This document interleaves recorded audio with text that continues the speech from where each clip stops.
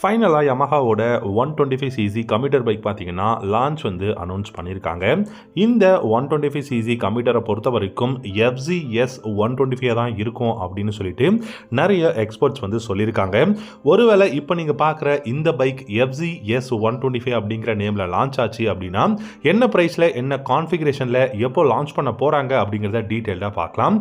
Yamaha பொறுத்த வரைக்கும் பார்த்தீங்கன்னா இப்போ இந்தியாவில் அந்த அளவுக்கு பெருசாக நம்ம சொல்லக்கூடிய அளவுக்கு ஒரு கம்ப்யூட்டர் பைக் வந்து இன்னைக்கு இந்தியாவில் கிடையாது. பட் என்னதான் சூப்பரான R15 MT-15 மாதிரியான பைக்ஸ் இருந்தாலுமே கூட ஒரு 125ல ஒரு தரமான பெஸ்டான பைக் இன்னைக்கு வரைக்கும் இல்லை. ஸோ கூடிய சீக்கிரம் யமஹா 125ல அதுவும் FZ மாடலில் லான்ச் பண்ண போகிறாங்க அப்படிங்கிற மாதிரி வந்து சொல்லியிருக்காங்க. ஸோ அப்படி FZS 125 லான்ச் ஆச்சு அப்படின்னா என்ன ப்ரைஸ் அப்படின்னு பார்த்தோம்னா 1,10,000 எக்ஸ்ஷோரூம் ப்ரைஸில் லான்ச் பண்ண போகிறதா சொல்லியிருக்காங்க. ஸோ இந்த பைக்கை பொறுத்த வரைக்கும் பார்த்தீங்கன்னா இப்போ ரீசெண்டாக இந்தியாவில் நமக்கு ஹீரோவோட எக்ஸ்ட்ரீம் 125R இருக்கட்டும், இல்லாட்டி ஹோண்டாவோட SP 125, டிவிஎஸோட ரைடர் 125, எக்கச்சக்கமான 125 பைக்ஸ் இன்னைக்கு இந்தியாவில் சூப்பராக இருக்குது. நல்ல ப்ரைஸில் சூப்பரான கான்ஃபிகரேஷனில் இருக்குது. ஸோ அந்த பைக்குக்கெல்லாம் ரைவலாக தான் யமஹா ஒரு தாறுமாறான 125cc கம்ப்யூட்டர் பைக்காக வந்து இந்தியாவில் லான்ச் பண்ண போகிறாங்க. அந்த பைக்கை பொறுத்த வரைக்கும் 1,10,000 எக்ஸ்ஷோரூம் ப்ரைஸ் அப்படிங்கிறத சொல்லியிருக்காங்க. இன்ஜின் கான்ஃபிகரேஷன் அப்படின்னு பார்த்தீங்கன்னா 124.5cc சிங்கிள் சிலிண்டர் ஏர் கூல்டு இன்ஜினில் தான் வரப்போகுது. ஆனால் அந்த பைக்கை பொறுத்த வரைக்கும் நமக்கு 13.4 ஹார்ஸ் பவரும் 12.1 நியூட்டன் டார்க்கும் ப்ரொடியூஸ் பண்ணக்கூடிய இன்ஜின் இருக்கும். 5 ஸ்பீட் கியர் பாக்ஸ் வந்து அவைலபிளாக இருக்க போகுது. இந்த பைக்கை பொறுத்த வரைக்கும் நமக்கு கிக் ஸ்டார்ட் வந்து அவைலபிளாக இருக்கிறதுக்கு நிறையவே பாசிபிலிட்டிஸ் இருக்குங்க. இந்த பைக்கோட ஹெட்லாம்போட டிசைன் பார்த்தீங்கன்னா இப்போ FZS வெர்ஷன் 4 மாடலோட சேம் இந்த டிசைன் வந்து LED ஹெட்லாம்ப்ஸ் வந்து கொடுக்க போகிறாங்க. LED டெயில் லேம்ப், இண்டிகேட்டர்ஸ் மட்டும் ஹாலஜன் பல்பில் வரப்போகுது. 17 இன்ச் அலாய் வீல்ஸ் தான் ஃப்ரண்ட் அண்ட் ரியர் கொடுக்க போகிறாங்க. சிங்கிள் டிஸ்க் பிரேக் அண்ட் உங்களுக்கு பார்த்தீங்கன்னா ரியரில் வந்து ட்ரம் பிரேக் தான் வரப்போகுது. அண்ட் இந்த பைக்கை பொறுத்த வரைக்கும் அப்ரேட்டான ஹேண்டில் பார்ஸ் இருக்கும். 11.7 litres of fuel tank capacity. Mileage பார்த்தீங்கன்னா கிட்டத்தட்ட 60 km/லிட்டர் மைலேஜ் கொடுக்கக்கூடிய ஒரு தரமான ஒரு மைலேஜ் ஓரியன்ட் பைக்காக இந்த பைக் இருக்கும்.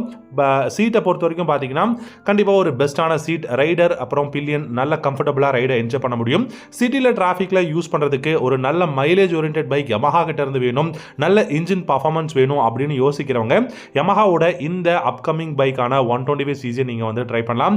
மேபி நேம் சேஞ்ச் ஆகிறதுக்கு கூட சான்ஸ் இருக்கு. FZ மாடலில் 125 இல்லைனாலுமே ஃபேக்டர் 125 இல்லாட்டி வந்து பார்த்தீங்கன்னா வேற மாதிரியான ஒரு நேமில் வந்து விக்டர் அப்படிங்கிற நேம்லலாம் கூட 125cc இந்தியாவில் லான்ச் ஆகிறதுக்கு நிறையவே பாசிபிலிட்டிஸ் இருக்கு.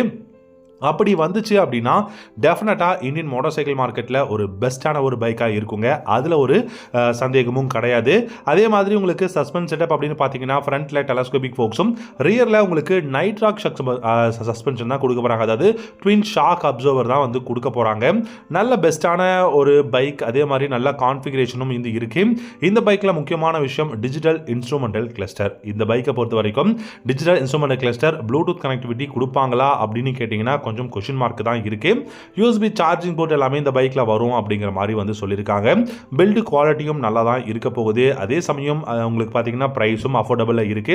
நல்ல இன்ஜின் கான்ஃபிகரேஷனும் இருக்கு. அப்படிங்கிறதுனால டெஃபினட்டாக யமஹாவோட அப்கமிங் பைக்கான இந்த FZS 125 இருந்தாலும் சரி, இல்லை வேற நேமில் ஒரு 125cc யமஹா லான்ச் பண்ணாலும் சரி, பெஸ்ட்டான ஒரு பைக்கை தான் யமஹா லான்ச் பண்ண போகிறாங்க. அதுவும் தாறுமாறான பைக்ஸ்க்கு எல்லாமே ஒரு நல்ல ரைவல் அப்படிங்கிற மாதிரி தான் சொல்லியிருக்காங்க.